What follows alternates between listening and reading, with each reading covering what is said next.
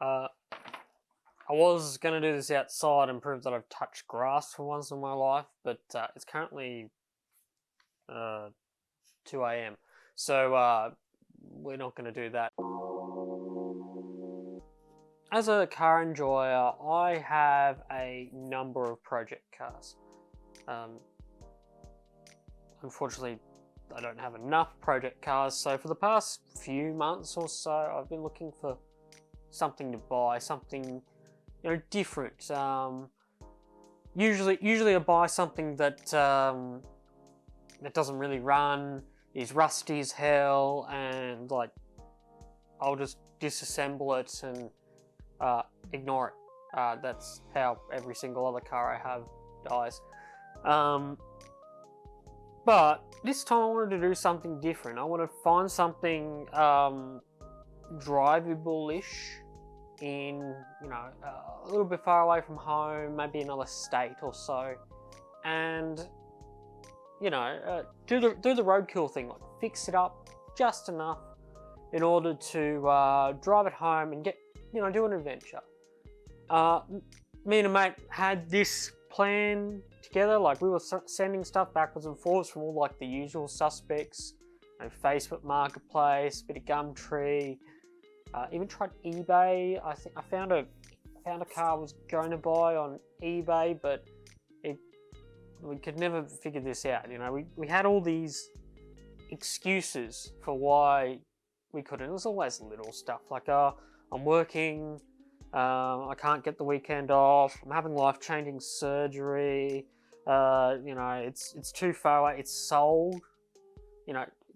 Excuses you make whenever you're not really sure about it. Then I got an email and got me packing my bags to go on a proper adventure. So what's the car? Well, it's a Nissan 180SX. I bought it sight unseen with these photos that I'm showing somewhere around me. And it really fulfilled this criteria in two ways. One, it needed a motor because it had a rod hanging out of the block, so close to running. And two, it was far away. It was in Japan. Yeah.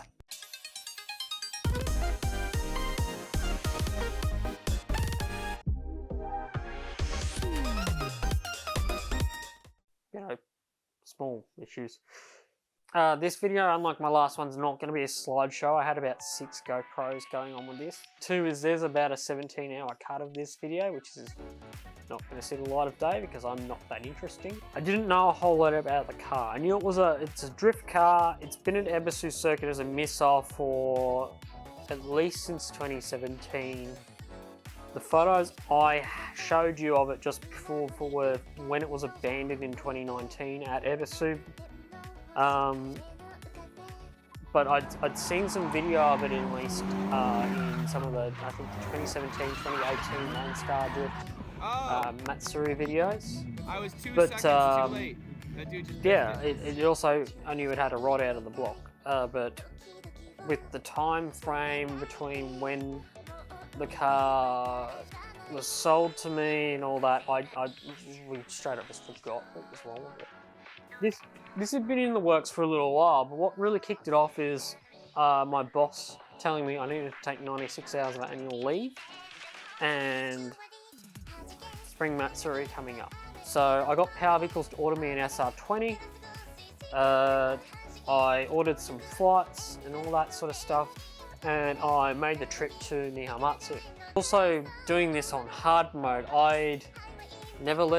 I'd been to New Zealand before, but otherwise I'd never left Australia, much less gone to Japan. I didn't even know how to say I don't speak Japanese, and I didn't ask any of my friends to come along. Like, I told some of them that this was coming up, but I didn't really want to go, hey, come help me fix the car and we'll drive it, because I couldn't guarantee I'd be able to drive the car. With all those debuffs, I still managed to make it out to my first hotel in Ueno. I got my rental car, found some tools, and also found my hotel in Koriyama, and I got some sleep. being prepared for day 2. So, woke up, got some food, drove to the track. I got there fairly early, not like straight up on the day, but like I think 9 or 10 o'clock. By the time I got to the track and found power vehicles after figuring out where everything was, I wrangled some stuff from PV because it was EDS was on. I didn't realise that. I actually hadn't looked up the calendar. I just knew that Matsuri was coming up, and they have people they were supporting there, which is completely understandable. But anyway, pulled the car out of the weeds. I had like one weed growing through like a wheel, a guard, in through an open window, and it was all the way up to the boot.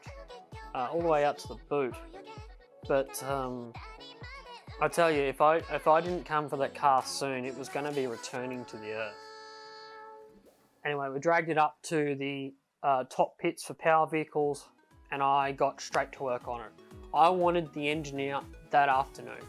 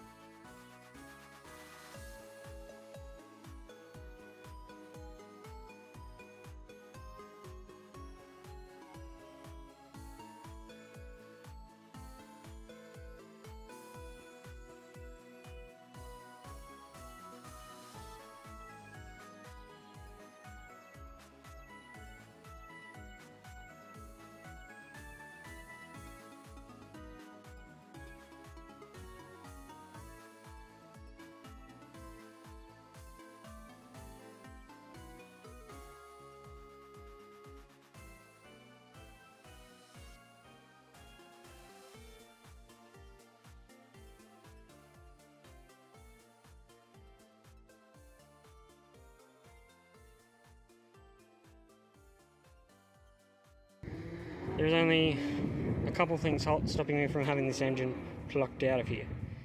It is 3:15. I haven't had any lunch. I need a long reach 17mm spanner to get one of the bell housing bolts out. The gearbox is currently held in by that and a couple of the transmission mount bolts, but they're loose at the moment. I also need a drain pan for the gearbox, because if I tilted it anyway, it just gushes out the back. That's why I haven't just dropped the gearbox out already and tried to get to the bolt with the engine all tilted up. But all the power vehicles guys are going and watching EDS, which I don't blame them. They've got their guy.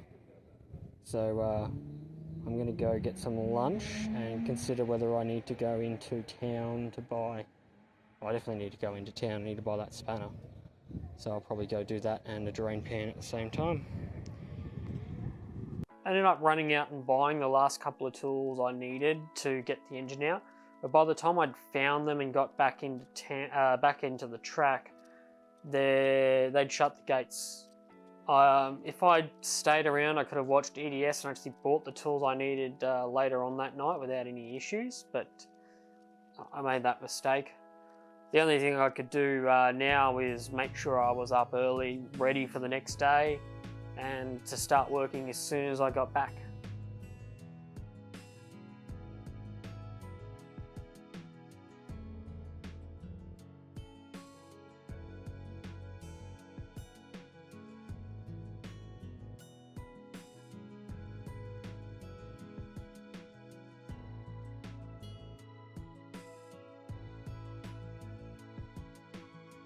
Now, being this far into such a silly plan, you probably have a couple of questions like, I thought drift missiles were banned at Ebisu. No, watch this video from Noriaro. Why would you think this is a good idea? I don't know. Maybe there's something wrong up here, I don't know. So you keep saying the word abandoned. What do you mean by that? Well, what I mean by that is I know it was abandoned because I actually bought it in 2019 and forgot about it. That's kind of a long story. I don't want to draw this video out too long. I might tell the story a little bit later. The short version is every single one of these cars at Ebisu has an owner. They're not abandoned. If they were abandoned, power vehicles would either sell them on to somebody else or scrap them or export them. Similarly, you'll see like YouTube shorts and videos and all that stuff about, oh, look at this abandoned workshop or all this abandoned sports cars. The reality of it is those are owned by somebody. You can't just go around and pick stuff up off the side of the road and go, yep, this is mine now. You actually stop just thinking. The Japanese know that these things have value. They're not just leaving them around. Anyway, we've got old motor out with some form of twin disc. Oh, it's an LRC. That's pretty good. And then we got stocker, complete stocker. Standard clutch. I put that on the exhaust just then. Needs this hose here. And very blanking or ignoring the EGR on it. I'm going to be ignoring the EGR on it, so yeah, we'll get this sorted. This thing was mint. It was completely stock clutch. It still had the heat shield on the turbo. It had like an intake pipe, but in reality that doesn't mean anything. What else? It was great. I pulled the plugs. They looked brand new.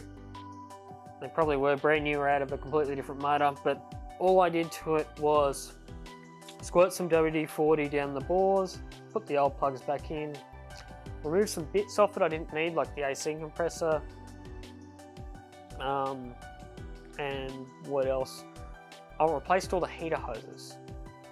Now, I had brought along all the freeze plugs and a full gasket set for the motor, but I didn't replace the freeze plugs.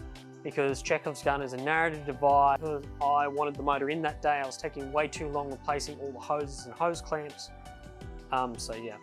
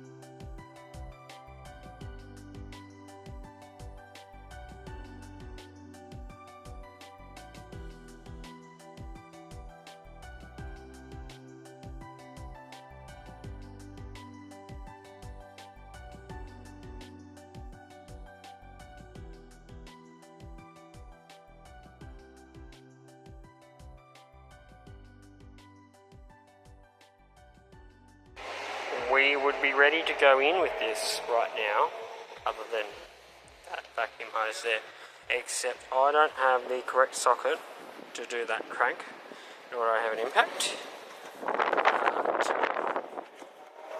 Do that. I don't have a socket to go on the front of that crank, and I don't have the right Allen key socket for this ORC clutch, which is probably junk.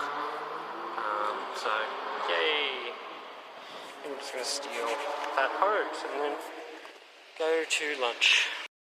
So I've just pulled apart this lovely ORC clutch that I had on the back here to find out, one, it's a single plate, because I thought it was a twin plate. Two, she's forked. And three, the flywheel and pressure plate are heat checked to old shithouse. So I'm going to go down to Power Vehicles and see what they have in stock. Now this was sorted out by buying a brand new Nismo copper mix off of PV. They had one in stock. It's one of the good things about PV support is they tend to have some of the parts you need in stock for the common cars. In reality, JZX100s are more what they do these days, but they still do support Silvias. The only problem with that is later that night I found a used copper mix in town for about less than half of what I paid Power Vehicles for, but you win some, you lose some, and this was a brand new clutch compared to something I'm buying from a garage that's used. Before I left, I made sure the SR was in the bay. It was ratchet strapped in there. This is because the safari park was opening up the next day at about 6 AM. And like, I knew I could get in there early and start working on it and hopefully get the car running by the end of the day and driving.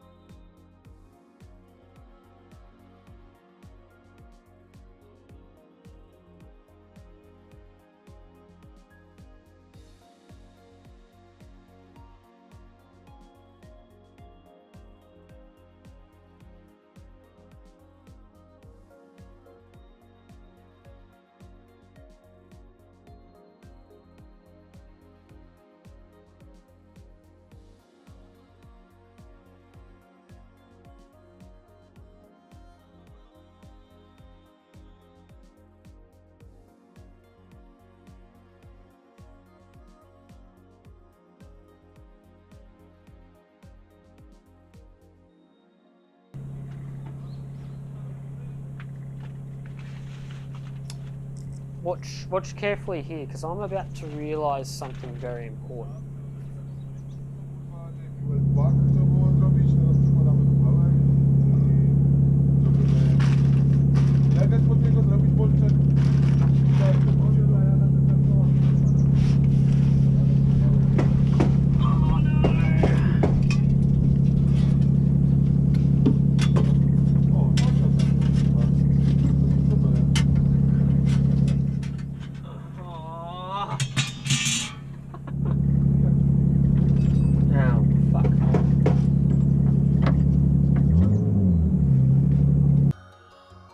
So when I was going to replace the rear main seal, I took the block plate off the back of the motor.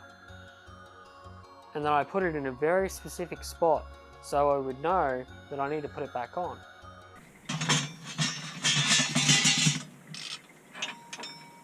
So all that had to come back off so I could put the block plate back on. You win some, you lose some.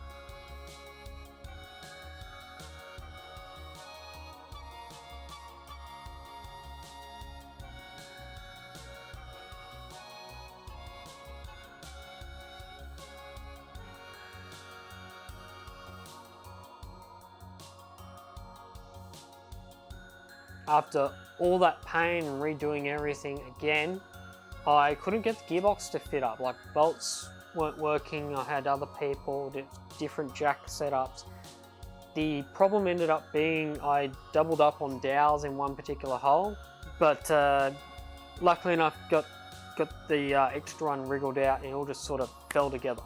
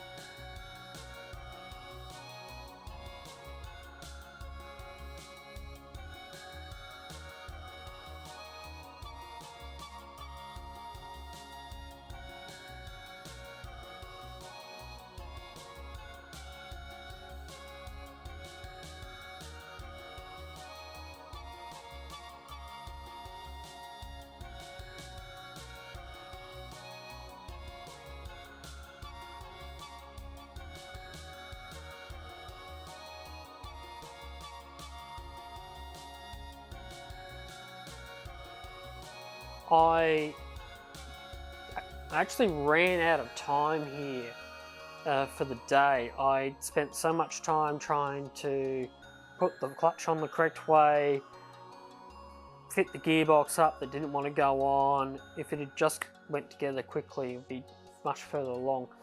But I did manage to crank the car over using the key. I had no idea what fuel was in the back there, so I had the pump disconnected. And we didn't get it to start, but at least we got oil pressure going with the car, so that was good. You know, I'd love to say, oh, we got it running and driving. We didn't. Still had bad fuel in it. There's other problems going on.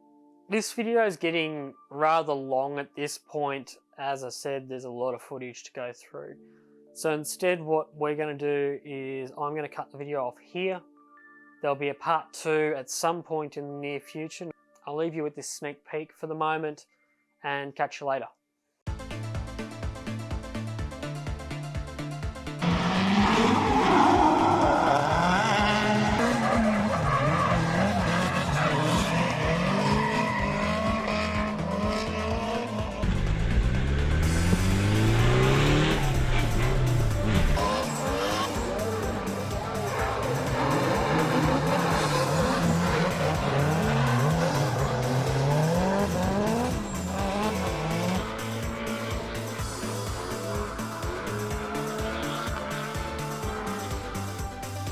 Guess it made some boost, eh?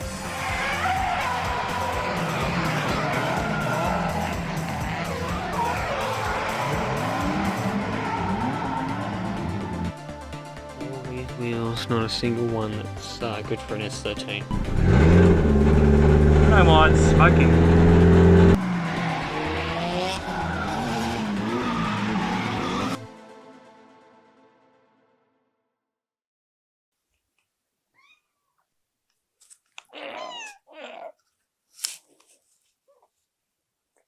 Say hi to the camera.